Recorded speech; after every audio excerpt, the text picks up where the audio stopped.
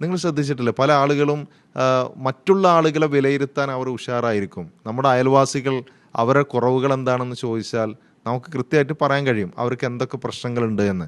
നമ്മുടെ കൂട്ടുകാരുടെ പ്രശ്നങ്ങൾ എന്തൊക്കെയാണെന്ന് ചോദിച്ചാൽ നമുക്ക് പറയാൻ പറ്റും അവരുടെ അവസ്ഥ എന്താണ് എന്നൊക്കെ നമുക്ക് പറയാൻ പറ്റും. പക്ഷെ സ്വന്തം ജീവിതത്തിലേക്ക് തിരിഞ്ഞു നോക്കി അവിടെ എവിടെയൊക്കെയാണ് കുറവുകളുള്ളത്, ആ കുറവുകൾ എങ്ങനെയാണ് പരിഹരിക്കാൻ കഴിയുക, അതിനെന്താണ് ഇസ്ലാം നിർദ്ദേശിച്ചിട്ടുള്ള മാർഗം, ഞാൻ എങ്ങനെയാണ് അത് ചെയ്തുകൊണ്ടിരിക്കുന്നത്, ഇതൊക്കെ ചോദിച്ചു കഴിഞ്ഞാൽ നമ്മളെക്കുറിച്ച് പല ആളുകൾക്കും അറിയില്ല എന്നുള്ളത് ഒരു വസ്തുതയാണ്. ഇവിടെ നമുക്ക് വേണ്ടത് ഒരു സെൽഫ് ഇവാലുവേഷനാണ്. ഒരു ആത്മപരിശോധന നടത്തണം.